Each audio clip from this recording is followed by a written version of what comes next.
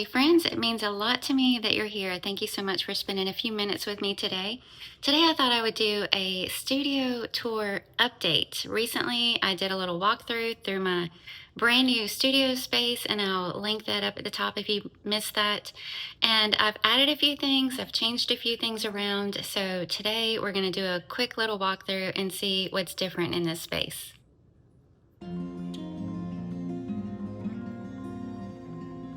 If you missed it, this is my new studio space. I've probably had it for a few weeks now. I'm really enjoying it. And one of my favorite things about it is the fact that I used to have all of these items spread in different areas of the house. For instance, my little watercolor corner over here was actually in the dining room. And my Bible study writing space was upstairs in the library, along with this section over here that has all of the stuff that we use for our Life and Favor products. That was all upstairs. And so to be able to bring everything into one space has made all the difference. The second thing I've really appreciated about it is the fact that I can leave my projects out. I don't have to worry about putting them up when I'm in the middle of something. I put out a monthly snail mail club for Christian women called A Tiny Spark. It is very hands-on for me. I spend a couple of days wrapping up an art print and stamping envelopes and hand signing letters and just all kinds of things. And so I used to work on that at the dining room table or the kitchen counter, and I would have piles and piles of things everywhere that I felt the need to then put up when it was time for dinner, or I worried about them getting messed up, so it's just so great to be able to leave that out, not worry about it. This is my space, my workspace, and I can leave everything here. It's waiting for me when I come right back in. If you're interested in A Tiny Spark, I'll share a link to that in the description box below, along with some more information about it. Okay, so let's check out some things that are a little bit different from the last time. The first thing is, I cannot remember if I showed you or not that Ollie has his own bed for this room. I got tired of, hey Ollie, I got tired of moving his bed back and forth, so we got one that stays in here the whole time. And another thing, with some birthday money, I got this whiteboard. I've showed you here before the big felt bulletin boards. I have one on either side. But I also wanted a whiteboard that I could kind of keep a running list of weekly tasks. And I wanted one that looked good. So I got this wooden framed whiteboard for this space. I'll share the link to that, or anything that I show you. If I have a link for it, I'll share it in the description box below.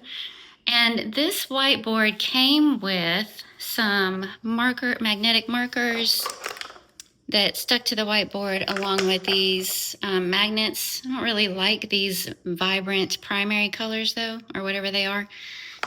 Not really my style, and so I wanted something a little bit different. So I ordered this set of magnets. They're Monet art pieces, and so a little bit more inspiring for my workspace. And I really love how these look. They are good quality, but that way I can hang something up here if I want to, and it looks really pretty.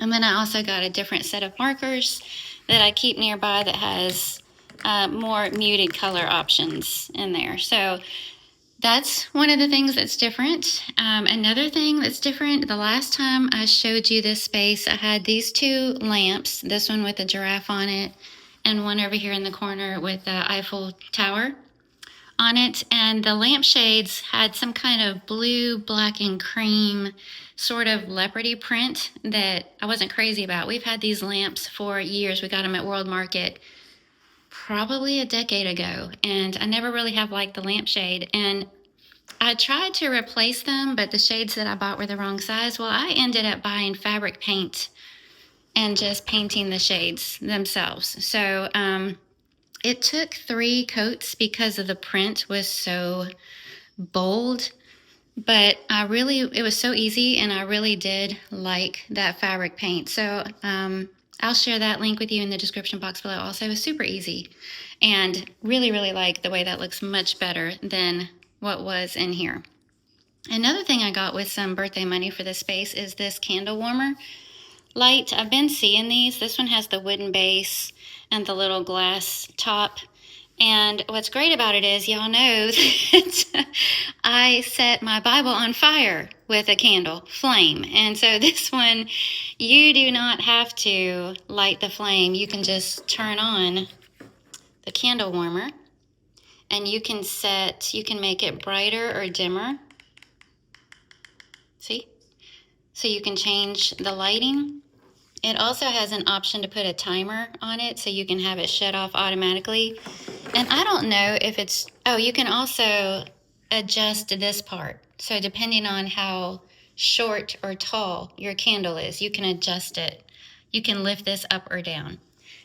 So I don't know if it's just that effective or if this candle that I picked up is particularly good, but I hardly have this thing on for any length of time at all, and this scent is making my studio smell wonderful.